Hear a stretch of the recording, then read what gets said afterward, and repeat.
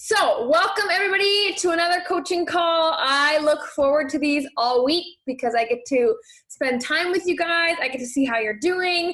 I get to share some stuff with you. I get to educate you guys. I get to break a lot of limiting beliefs and a lot of lies that you've been told by the industry, by bad coaches, by people just trying to make a quick buck.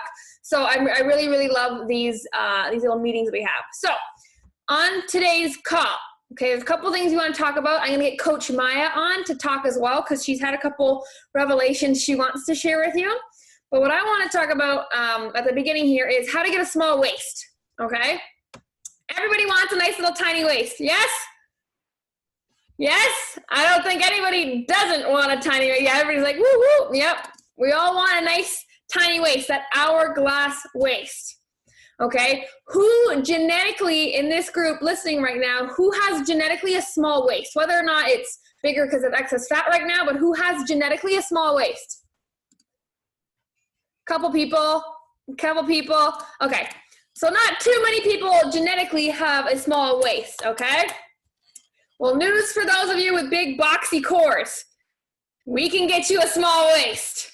All right, yay, whoo, pause for applause. Yes, it's very possible, okay? So here's the thing, okay? I'm gonna ask a question. I want you to take a second and think about it. So my question to you is, how do you think that you get a small waist? How do you think you can attain a small waist? Okay, now based on your own logical thinking and based on everything you've heard, everything in magazines, on TV, on social media, everything that you've heard that helps get a small waist. I want you to think about it. You can write it down if you want. I'm going to call on a couple of you and see where your minds are at, okay? So I want to see where your thinking is at with this, okay? So let's see. Who do I want to talk to? Marta, unmute yourself, girl. I'm calling you out. Hi, everyone. I think that if you do a workout, like an ab workout, maybe it'll be smaller. Okay, good. I like it. Let's see who else. Let's talk to Andrew. Andrew, tell me how you think you get a small waist.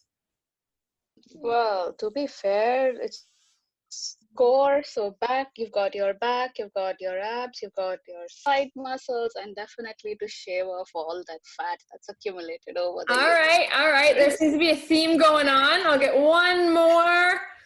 Let's talk to Seema. Seema, how do you think you get a small waist? So I think 20 years back, I tried doing the same thing. And at that time, I was in 10th standard and I did dieting. So see, Okay. I have been dieting since a long time and I did get a small waist, but it's not like it's not like other people like who actually have a very thin waist, like very small. I didn't achieve that.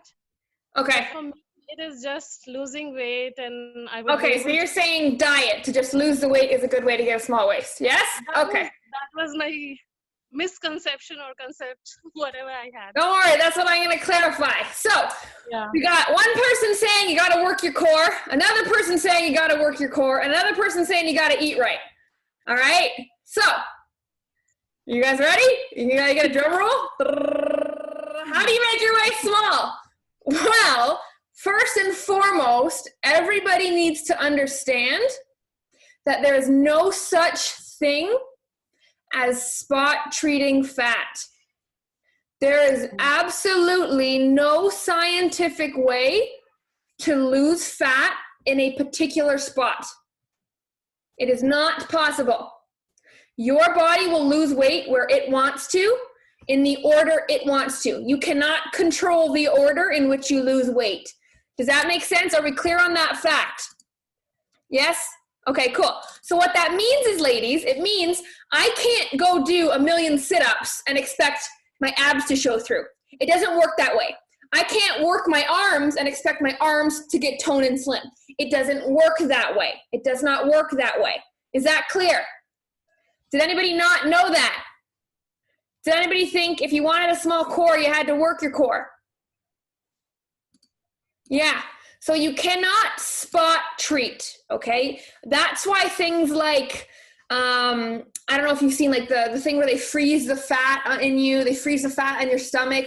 That's why things like that don't actually work and they don't actually last, because there's no such thing as spot treating. Okay, so just because you want a certain area to change, it will change on you whenever it wants. You can't tell your body what to do, it tells you what to do. Is that clear? You follow me? So that's thing number one. So I want to break that myth, okay? You cannot, if you scroll through Instagram and you see a quick workout by one of the trainers saying, get a six-pack with this core workout. It doesn't happen that way, right? It's not going to happen that way. Does that make sense? You guys know that? So you can't spot treat anything. If anybody tells you that, they are lying. Run in the other direction. Don't believe them, okay? Now, regardless of genetics, you can get a small waist. And here's how, okay? Number one, like I said, you cannot spot treat. So you can't just do core exercises and expect the fat in your tummy to go down, okay? The only way fat goes down is if you diet long enough to see it go down, okay? Some people might lose their first 10 pounds from their stomach and they're good. Other people, it could take 50 pounds to start to burn off of their stomach. Does that make sense, guys? There's no scientific formula. There is no one size fits all on how to burn fat, okay? We are expertise, like that's what we are specialized in at Fit Queen, is burning fat. And we will burn as much fat as possible, as fast as possible. But where that fat comes from is completely up to your body and where it wants to lose it first, okay? And this is proven, guys. If you've ever lost a significant amount of weight before and put it back on, right, you always look the same. You look the same when you add 50 pounds, and you look the same when you lose the 50 pounds. So when you're skinny, you look the same, you lose it the same, and when you put it back on, you put it back on. So an example of me, when I gain weight, I put it on in my back and my face. And that is always where I put it on first and always where I put it, take it off first. That's my body. Some people target their tummy first. Unfortunately, most people's bodies don't target the stomach until later into the fat burning process, right? Of course, the place we want it to go first is usually the place that goes last. Okay, that being said, you can still lose it, okay? So one of the most important things that you need to know is that a tiny waist is an illusion, okay? A tiny waist is all about proper proportions, okay? And there's a couple different ways that you do this, okay? Your lats, so your latissimus dorsi, that's your back muscle. It's the one that gives you the nice V up top on your back. Okay, by growing your lats and getting a V up top and growing your glutes so you have that out at the bottom, it gives the illusion of a nice tiny waist.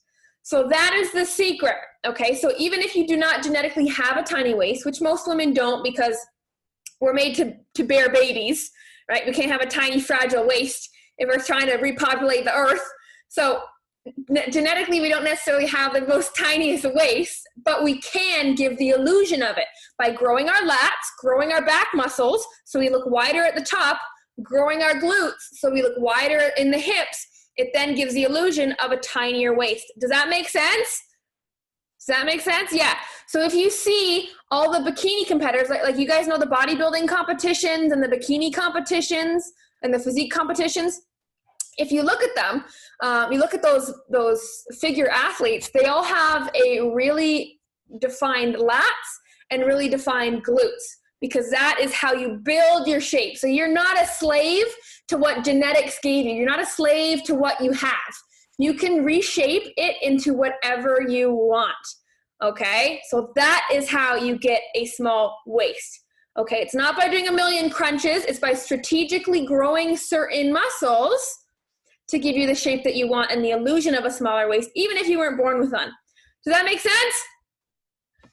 Who's having a revelation? Whose mind am I blowing? Woo woo. I love blowing minds. So that's the key to a small waist, okay?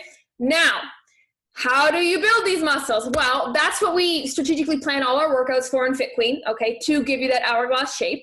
But here's the thing, guys. Burning fat is faster than building muscle. Building muscle takes more time because it takes a while for you to understand your body and learn how to activate your muscles 100%, okay? If I said flex your bicep, what would you do? Everybody flex their bicep for me. Show me your biceps. Yeah, we all know how to flex our bicep. Now, if I said flex your hamstring, how do you do that? Huh? So your hamstring is your back leg muscle, the back of your legs. How do you flex that? Most people don't know. You're all sitting there trying to squeeze things. So it's just, that gives you an example that we don't know how to activate all of our muscles 100% of their capacity. And if we don't know how to do that, we can't grow them as efficiently as we want to give us that hourglass shape. So all that means is that you need to be consistent with the same exercise routine to build that shape, okay? I've said this before and I'll say it again. The number one sin that we make as women, it's stuck in this dieting culture, is we keep hopping from thing to thing, program to program, always restarting at level 1 of this new thing, okay? But level 1, you never build those proper muscles. Level 1, you don't learn how to activate it. If you keep jumping from level 1, from program to program, you're never going to learn how to 100% activate the right muscles. You're never going to start to build the right muscles and build your shape and slowly chip away. You're not going to stick to something long enough to start burning the belly fat and showing off the abs and trimming down the core. So instead of going level 1 from all these things, you need to go to level 2, to level 3, to level 100 on one thing, right? So there's different phases of everybody's journey. Phase 1, if you're in the 21-day kickstart, okay, you're on phase 1. That means you're in the fat burning phase. The fat burning phase and the habit forming phase. If you're on phase 2 in our academy, that means you're on medium fat burning, and now we're really starting to sculpt and tone. So there's phases, there's levels, okay? And if you truly want, I know when everybody, if I asked you what body do you want, you're thinking of somebody. You're thinking of a model or an actress. You think of somebody that you always want to look like, right? Number 1, stop comparing yourself. But number 2, if you really want to start to build a body similar to that person that you're thinking of, you have to stick to something long enough to actually build on your results. Instead of being stuck in the fat loss phase forever and that weight loss phase forever, again and again and again, never making it to the point where you're going to start to build muscle and trim your core. Because you guys don't want to be skinny fat. You don't want to lose the weight and be floppy and saggy and loose. You want to be tight and toned and have a nice shape left over, right? Maybe I'm wrong. Maybe you guys want to be loose and saggy. No? I didn't think so. So that's the good news. You can definitely shape your body. You have to be in it for the long game. If that ideal body and that fit figure is something you truly, truly want, which you can have at any age, by the way, okay? Don't think just because you're older, your metabolism slows down. It does not. We are counteracting that with everything that we do. It's very possible and within your reach, okay? Does anybody have any questions about their waist, their tummy fat, the phases? Comment below and I'll take a look. Ashley says, I've been finding myself flexing my abs more throughout the day. Yes, so Ashley, that's a really good point. So what Ashley's saying is, now that Ashley's been with us for quite, I want to say a couple months now. And after working out so many times, participating in our workouts, listening to our coaching calls, taking our form cues and changing, she is now able to work a higher percentage of her muscles. So say she started the program and she can only activate 30% of her muscles. Now she's at 50%. So what she's saying is now she can actually activate things on cue. She finds herself actually, squeezing her tummy more throughout the day because she knows that it's there and she can feel it now. And she can say, I can say activate your hamstring, and she can figure that out. So it's really cool to watch. It's really cool to watch the scale drop, the inches drop, the pant sizes drop. That's all exciting too. But what is also as exciting is seeing you get to know your body better and activate it better and to know where it is in space and move it more precisely. That's really exciting too, because people coming from somewhere where they don't work out or they don't have a workout routine or they've been off for a while, we tend to get slow. Our reaction time is slow. We can be clumsy. We're not very coordinated because we're just not used to moving our body in the proper ways. So this is going to make you guys a lot more coordinated. It's going to help you prevent a lot of injuries as well. So, if you've ever been walking in winter and you slip on a patch of ice and you catch yourself, but you pull your back when you catch yourself. Well, working out like this would make you be able to catch yourself, use the right muscles to catch yourself so you don't injure yourself or pull your back, which is really, really cool and another benefit of this. Let's see. Is it possible to tighten loose tummy skin after kids? So Stacy is asking about tummy skin, okay? So there's kind of 3 kinds of tummies. There's 3 kinds of tummies, okay? Number 1 is the fat tummy, okay? So it's just excess fat, you can grab it, you can squeeze it, and it jiggles, okay? That's the kind of tummy number 1. Tummy number 2 is the bloated, inflamed tummy.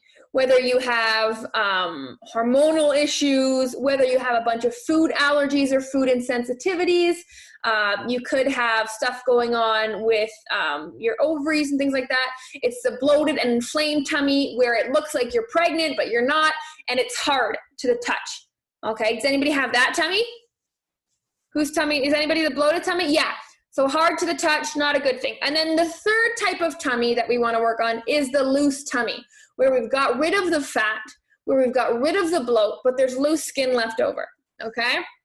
And this is how you deal with all 3, okay? So for the fat tummy, just got extra pounds on us, you just have to stick to a diet, stick to a routine long-term, again, long enough so it targets the fat on your tummy and you can see it go down, okay? Because again, we can't spot treat.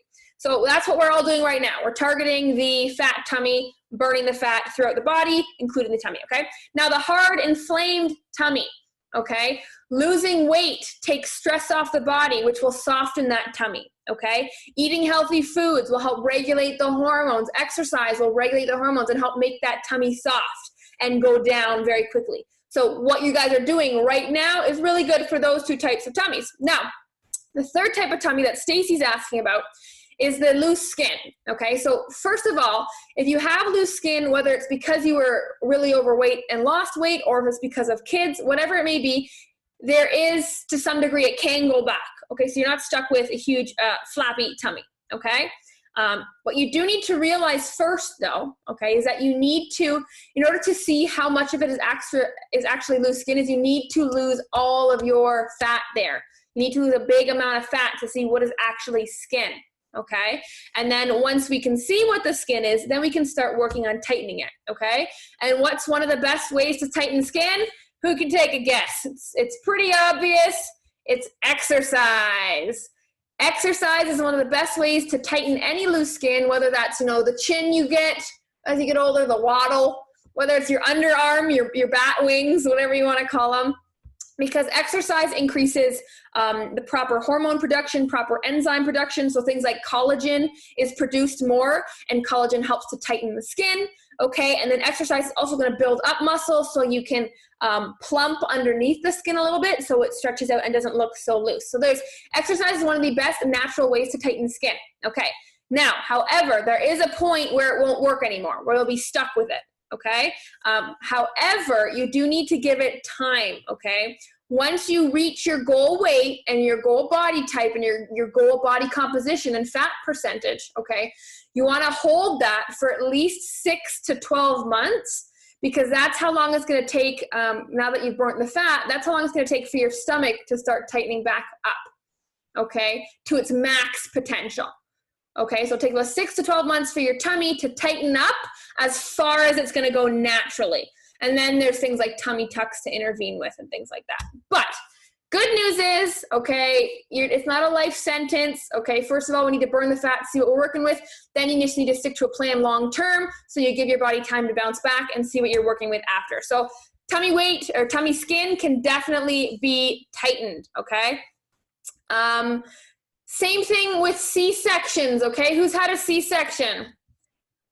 Okay, a couple people have had a C-section. So you guys know they don't take very nice care of you. They just kind of sew you up. They don't care how it looks, right? So you usually get like two pooches. And again, You got to exercise to get blood flow to that area. Okay, you've had some nerve damage, so you want to increase the blood flow to bring back the nerves, to refuse those nerve pathways so that you can start working the abs again, and so that the abs start to tighten and the abs can start to promote that skin over top to firm. So same idea with the C-section, definitely improvable. Like you can definitely improve on it, okay? To the degree it's uncertain, you have to see your journey goes, but you won't know how much until you've got to your goal and held it for 6 to 12 months. That will tell you how much it will naturally bounce back, okay? Yes, I've heard so Angela, you've had diastasis recti. So diastasis recti is just when your abs tear a little bit, they separate a little bit. Has anybody got diagnosed with that? Yeah, sometimes it's common in women. It's definitely fixable. It just takes time. Working out is really, really good for it, okay? You just have to stay in your pain-free range of motion, and eventually those nerves do come back together.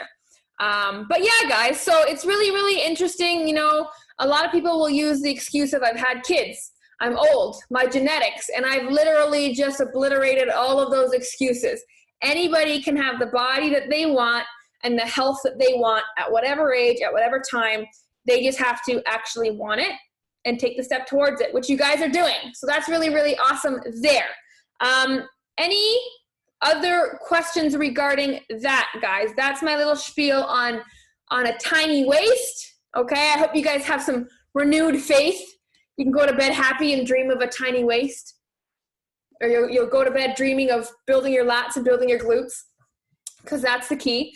I'm going to now turn it over to Miss Coach Maya, and she's going to share some revelations with us. Coach Maya has been with us for quite a while. You guys would have seen her in some of the live workouts, okay?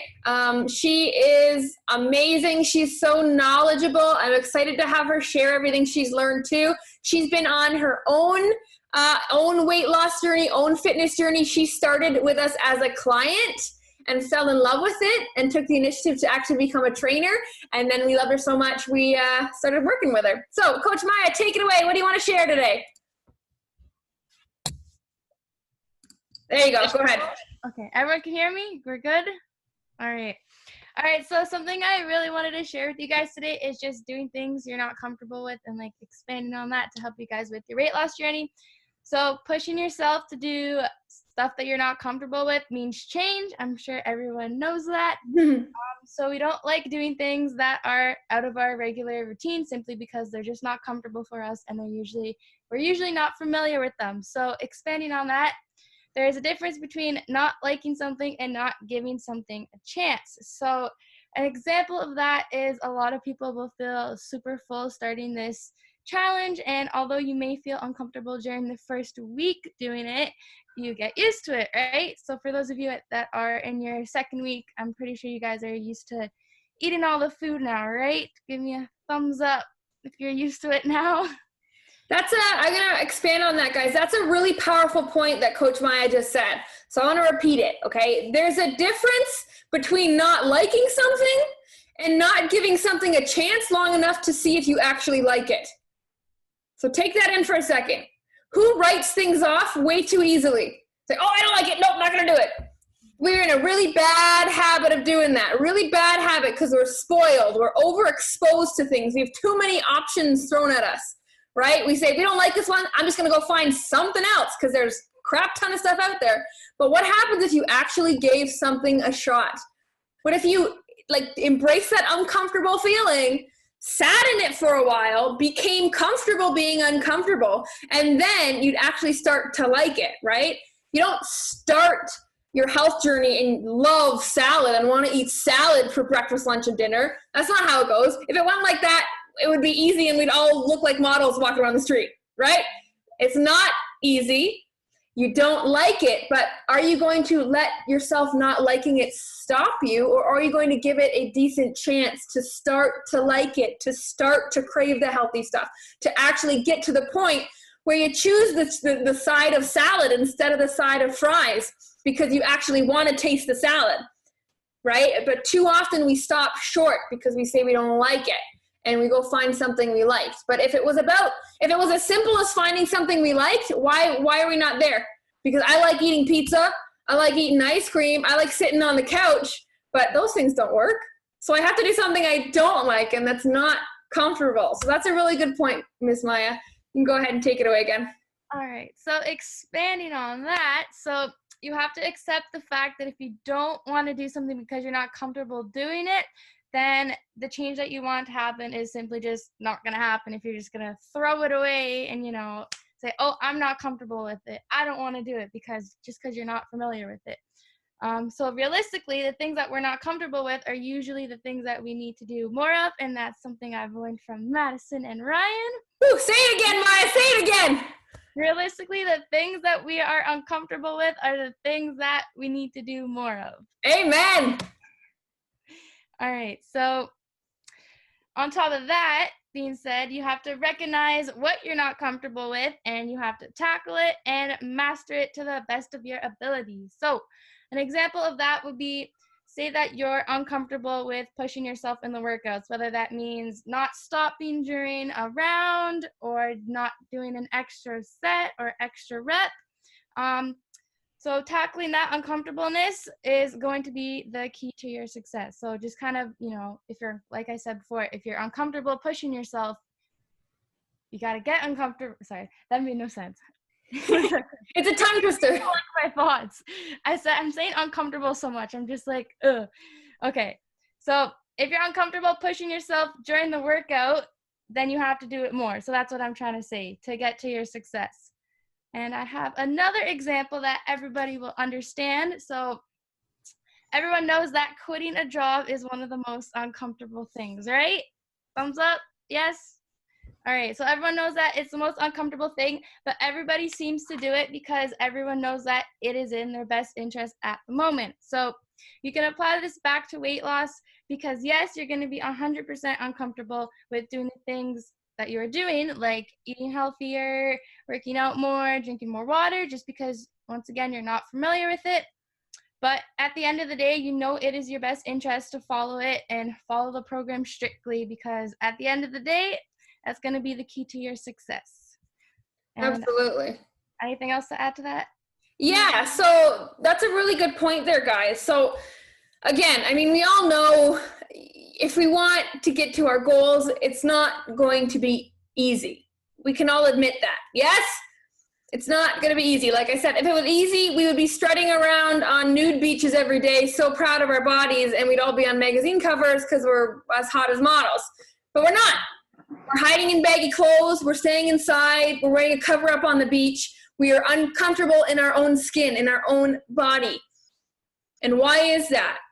It's because we allow ourselves to be stuck in our comfort zone. We allow ourselves to feel comfort when we eat the bowl of mac and cheese, to feel comfort when we're PMSing and want the tub of ice cream. We stay in these comfortable habits we've developed over decades, and we're too scared, or we don't realize that we need to be pulled out of our little box we've created to ourselves. Because, bottom line, guys, you are here in this moment because of every decision you have made. So before you started with Fit Queen, you were in that position because of every decision you've made, whether that's consciously or subconsciously. So you need to accept that what you were doing doesn't work. And if you want to get somewhere where you've never been before, you have to start doing something you've never done before. And when things are new, they're uncomfortable, they're scary, and a lot of times you don't want to do them. Or I'm guilty of this, or you talk yourself out of it. Who's the master of talking themselves out of healthy stuff? Who's the master? They're like, oh, I deserve a piece of cake today. Oh, I walked that extra mile. I'm just going to have 2 bites of chips. Like talk yourself, oh, I'll do more extra cardio tomorrow. And you never do. Like, we are masters at fooling ourselves and lying to ourselves as to why we won't do it. Because here's the thing, guys. If you want to become an astronaut, what do you have to do? You got to practice in the anti-gravity chambers. You got to get used to drinking that weird orange Tang stuff. You got to eat freeze-dried food. You got to do all this stuff that's not fun. But if you want to make it to the moon, you'll do it.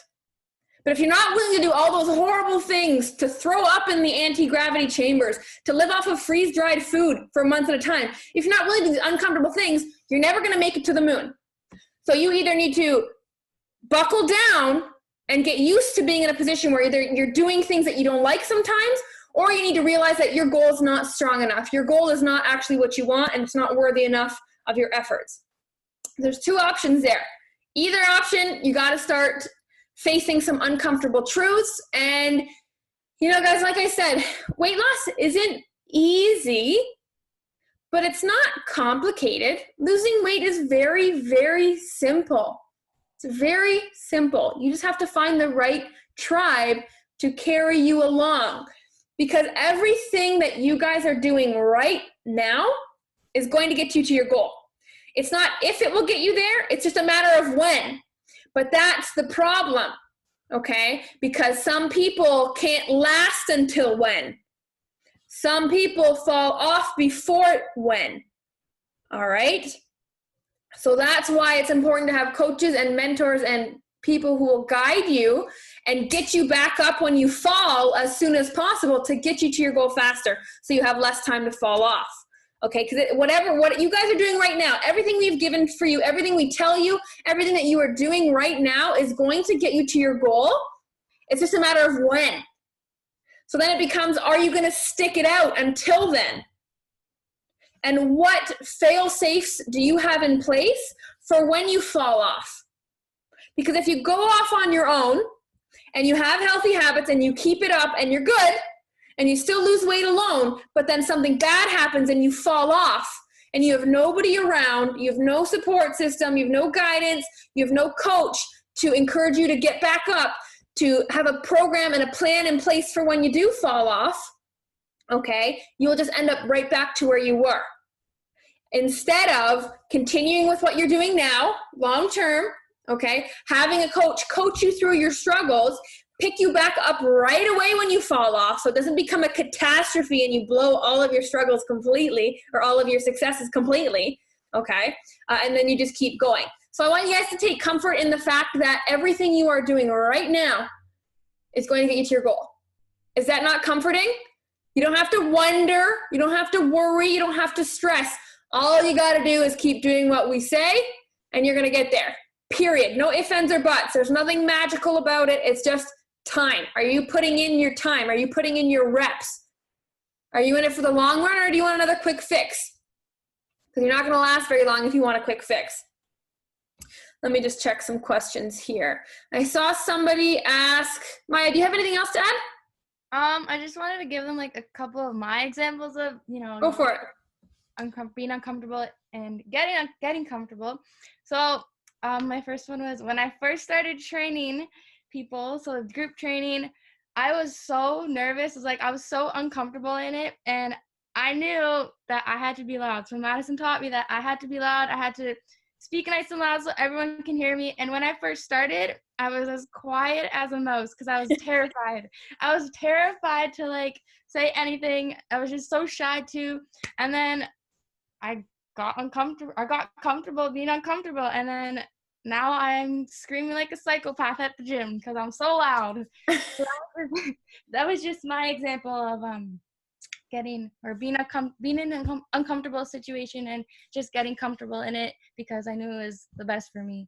Yeah, and that's so true, because I remember Maya, she was, nervous and shy and to herself, but her goal, she had a goal. She wanted to become a strong trainer, an impactful trainer, somebody who makes a difference and can help other people. And she couldn't do that by staying in her comfort zone of being shy and quiet.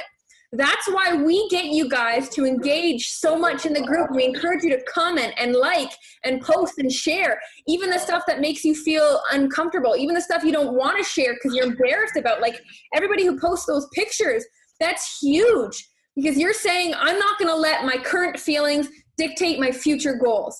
It's huge. So Maya's goal of becoming this amazing, impactful trainer was bigger than her current insecurities. And now she is where she is. You guys know she's crazy. She kills you guys. She tortures you on your workouts, but she built that skill. And it's a skill. Okay, consistency is a skill that can be taught. It's not something that just clicks one day where you're consistent on your diet and consistent working out for the rest of your life. It's a skill, right? If you want to get good at playing soccer, you have to keep playing soccer. If you want to get good at sewing, you have to keep practicing your needlework. If you want to get good at consistency, you have to keep practicing your habits, okay? Is it going to be perfect? No. But you need to anticipate that. You need to have fail-safes in order, and you need to pick yourself up because your goal is stronger than your excuses. Your goal is stronger than your insecurities. Your goal is stronger than the negative person you have talking in your head, telling you to quit, telling you to give up, telling you you'll restart another time, telling you, no, you're actually happy where you are when you know you're not, okay? Is your goal strong enough to push past all the voices and all the cloud in your head? That's something that you need to ask yourself. Yeah, Maddie, can I add on to that? Yeah. Yeah. Hey guys, it's Coach Ryan here, and I've been tuned in listening. Just mind my running here. I just went for a run. So I wanted to add on to what Madison says, right?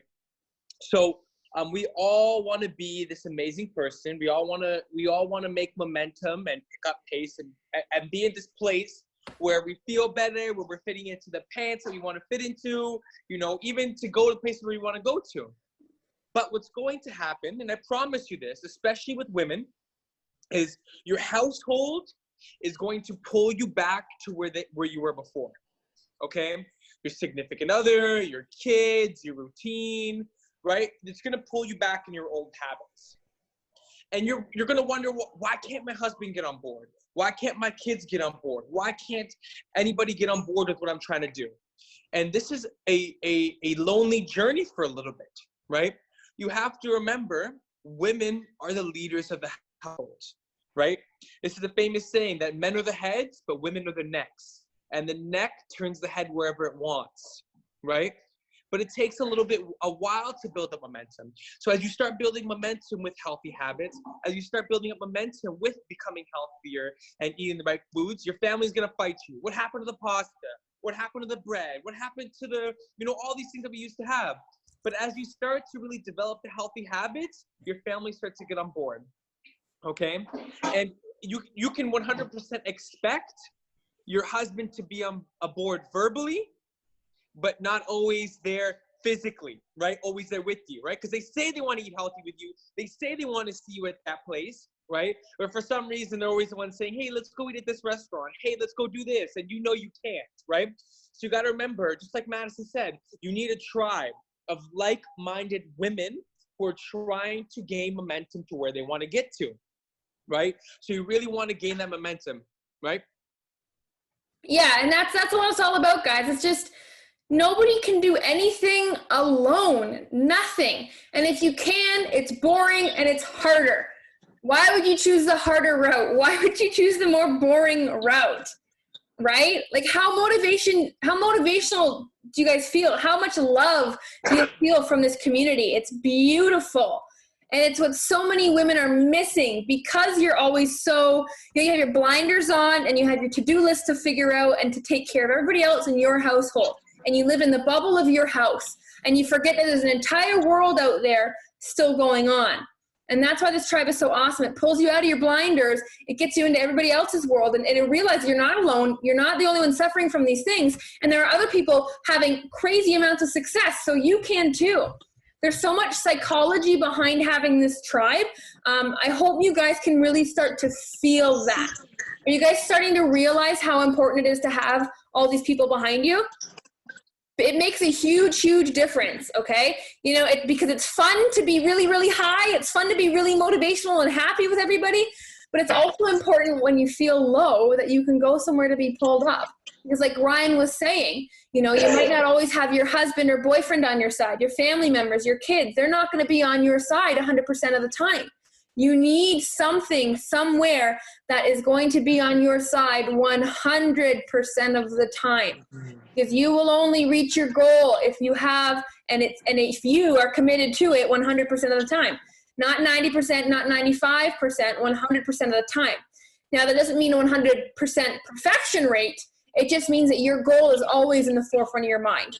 okay? Because it's very easy to let people drag you back down. Like Ryan said, it's a lonely journey for a while. It's a lonely journey for a while, but because you guys are the necks of the household, people will start to come on. People will come aboard. People will follow you. The only way you can make other people change is by first changing yourself. I'm going to say that again.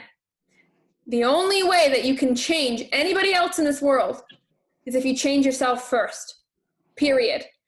You know, if you think of your significant other, I bet you could think of 5 things right now you wish you could change about them. Can we all think of 5 things you wish you could change about your boyfriend or your husband? I know we all can. But if you want that to change, guess where the change needs to happen first? Point the finger, turn it around, and point at yourself. Okay? If you want your husband to lose weight and be healthy and happy, guess what you need to do? You need to be happy and healthy first. If you want your kids to stop eating junk food all the time, guess what you need to do first? You have so much power as a woman of the household. Use it, realize it, and you will reach your goal, and you will change everybody around you and in your life. Anything else to add on that, Ray? Well, just like you said, is especially today in our society, women have so much power in a household, right? They create ripples, and those ripples become waves. The things that you say, the things that you do. Women turn groceries into meals, seeds into children, houses into homes. And what ends up happening is through doing all these things, being altruistic, being nurturing, animals, right? You guys, by nature, are nurturing. You put everybody else first. You forget about yourself. And then when you go ahead and you try to put yourself first, you feel selfish. But when I tell you this is when you put yourself first, you're actually also putting everybody in your life first. Because you being healthy, you having a healthy mindset, you being physically strong, you are putting everybody else in your life first by doing that as well. And you tend to forget that. You think, okay, what do I need to do for my house? What do I need to do for school? What do I need to do for this? What do I need to do for that? And all of a sudden, 15 pounds came out of nowhere, right? And it's the same story over and over again. So they'll tell the significant other, I want to lose weight. And then the significant other or the family or whatever jumps on board and says, go ahead and do it. You lose 10, 15, 20 pounds, and then you put it back on. And then your husband in the back of his head, he's like, oh, you're going to start something and just fail again, right? At the end of the day, this is coming from a male perspective, and this is very important for you ladies, very important, the male perspective, is that we want you to be happy. We want you to be happy, okay?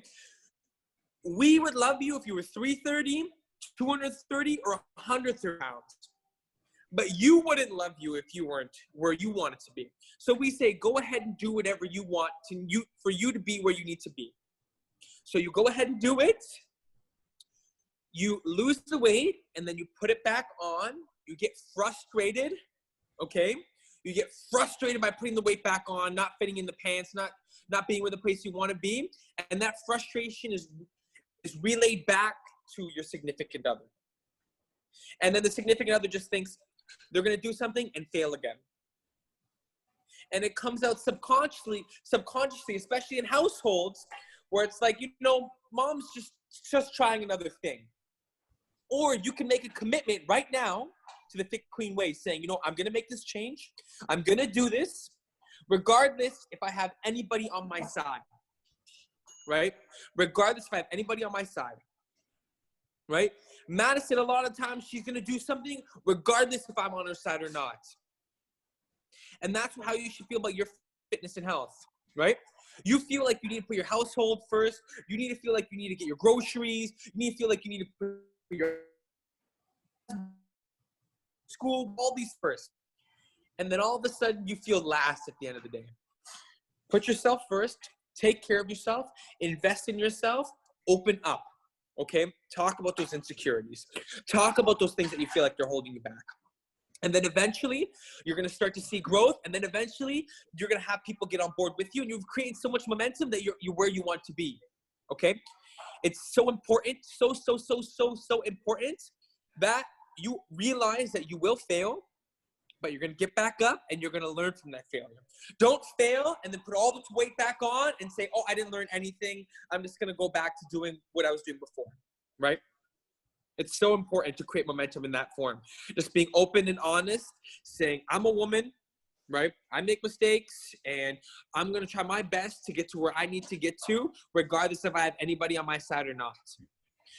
There's actually the women that are the most successful in our program, when it came to our gym, to losing weight, are the ones that their husbands said that you're not going to lose weight, you'll put it back on. Their own husband said it to them, right? Their husbands were very vocal about how they felt about them. Most husbands and most significant others aren't very vocal with their wives, girlfriends, because they're afraid of the repercussion. No boyfriend, husband wants to say to their wife or girlfriend, oh, you look pregnant. What do you think is going to happen from that conversation? But if you actually had that honesty, if you actually had that feedback, you'd probably make a big change in your life. But no one is that honest with you, right? And we will be that honest with you guys. Yeah. And it just comes down to changing that narrative in your head, guys. The word selfish is not a bad word. It is not a bad word. Be selfish. Say, I'm selfish. I'm selfish. I always put my needs first, because when I'm full, when I'm happy, when I'm taken care of, I have more energy, I have more love, I have more happiness to give. My energy becomes contagious when I'm happy and I take care of myself.